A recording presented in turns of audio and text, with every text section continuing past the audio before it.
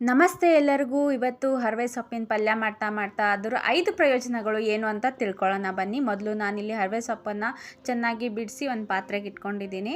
So ಮೊದಲನೇ ಪ್ರಯೋಜನ ಏನಂತಂದರೆ 100 ಗ್ರಾಮ್ ಅಷ್ಟು ಹರವೆ ಸೊಪ್ಪಿನಲ್ಲಿ 70% ವಿಟಮಿನ್ ಸಿ ಇರೋದ್ರಿಂದ ರೋಗ ನಿರೋಧಕ ಶಕ್ತಿಯನ್ನು ಇದು ಹೆಚ್ಚಿಸುವಲ್ಲಿ ಸಹಾಯ ಮಾಡುತ್ತೆ.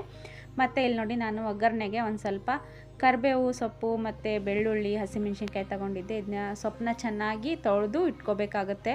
ಕೆಳಗಡೆ ತುಂಬ ಮಣ್ಣಿರುತ್ತೆ. ಒಂದು ಪಾತ್ರೆಗೆ ಒಂದು ಸ್ವಲ್ಪ ಎಣ್ಣೆ ಹಾಕ್ಕೊಂಡು ಬಿಸಿ ಮಾಡೋಕ್ಕಿಟ್ಟಿದ್ದೆ. ಇದು ಒಂದು ಸ್ವಲ್ಪ ಬಿಸಿ ಆದಮೇಲೆ ಅದಕ್ಕೆ ಸಾಸಿವೆ ಹಾಕೋತಾ ಇದ್ದೀನಿ ಮತ್ತು ಒಂದು ಸ್ವಲ್ಪ ಜೀರಿಗೆನೂ ಹಾಕೋಣ. ಇದರಲ್ಲಿ ನಾರಿನ ಅಂಶ ಸಾಕಷ್ಟು ಇರೋದ್ರಿಂದ ಮಲಬದ್ಧತೆ ಸಮಸ್ಯೆಯನ್ನು ಇದು ನಿವಾರಿಸುತ್ತೆ. ಮತ್ತು ಸ್ವಲ್ಪ ಜಜ್ಜಿರೋ ಅಂಥ ಬೆಳ್ಳುಳ್ಳಿನೂ ಹಾಕ್ಕೊಳ್ಳೋಣ. ಇದೊಂದು ಸ್ವಲ್ಪ ಕೆಂಪಗಾದಮೇಲೆ ಕರಿಬೇವು ಸೊಪ್ಪನ್ನು ಸೇರಿಸ್ಕೊಳ್ಳೋಣ. ಇದರ ಮೂರನೇ ಪ್ರಯೋಜನ ಏನಂದರೆ ದೇಹದಲ್ಲಿ ಬ್ಯಾಡ್ ಕೊಲೆಸ್ಟ್ರಾಲ್ ಮತ್ತು ತೂಕ ಕಡಿಮೆ ಮಾಡ್ತೀವಿ ಅನ್ನೋರು ಇದನ್ನ ನಿಯಮಿತವಾಗಿ ಸೇವನೆ ಮಾಡ್ತಾ ಬರೋದ್ರಿಂದ ಬ್ಯಾಡ್ ಕೊಲೆಸ್ಟ್ರಾಲ್ನ ಹೊರ ಹಾಕೋಕ್ಕೆ ಮತ್ತು ತೂಕ ಕಡಿಮೆ ಮಾಡೋಕ್ಕೆ ಇದು ತುಂಬ ಸಹಕಾರಿಯಾಗಿದೆ.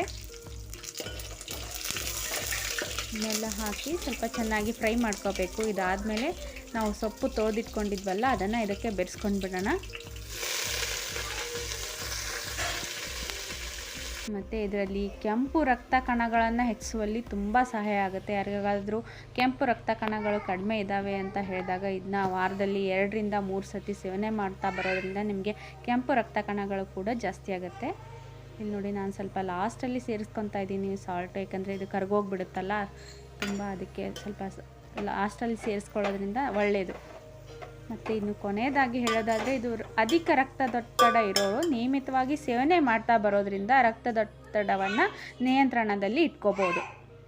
ಈ ವಿಡಿಯೋ ನಿಮಗೆ ಇಷ್ಟ ಆಗಿದ್ದರೆ ದಯವಿಟ್ಟು ಲೈಕ್ ಮಾಡಿ, ಶೇರ್, ಸಬ್ಸ್ಕ್ರೈಬ್ ಮಾಡಿ. ಧನ್ಯವಾದಗಳು.